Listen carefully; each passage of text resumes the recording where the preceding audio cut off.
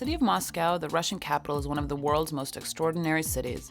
It is situated on the western side of Russia, making it accessible to much of the rest of Europe by plane, train, or automobile.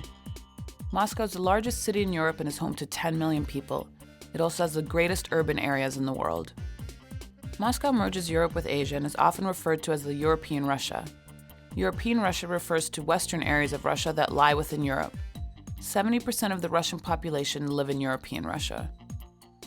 I came here in 1993.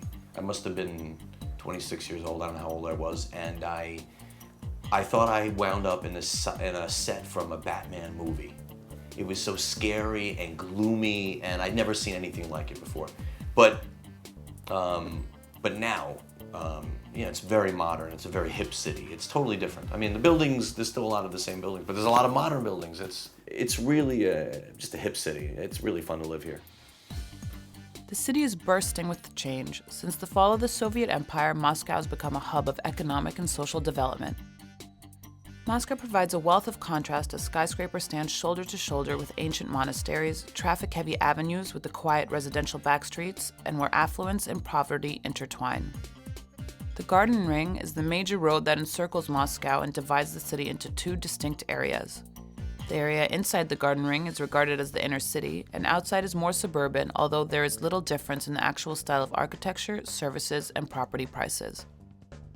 Moscow is a huge city, and there's so many things happening all the time. It's amazing. You can get sushi at 5 o'clock in the morning.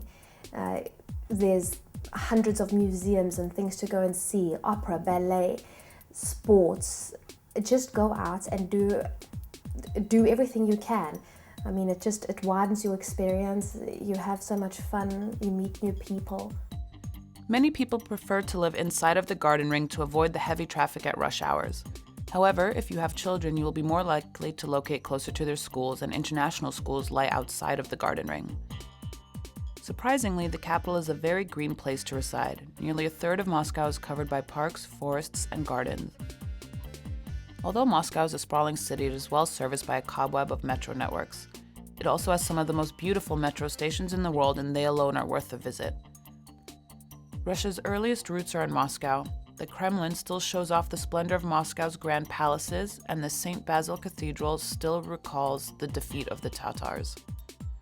When Cameron told me, first of all, when he told me he wanted to move abroad, I said, okay, anywhere but Moscow. I did not want to come to Moscow. I had known a colleague of his, or actually his boss, who had moved here, and I was like, I don't want to move there. There's no way I want to go to Moscow. So when I came here, I was greatly surprised that it's a city. It's a city like any other city, but with the added differences that make it unique to be Moscow and fun to live in. Moscow has a developing expat community, and with a little effort, new friends will be made and Moscow life enjoyed.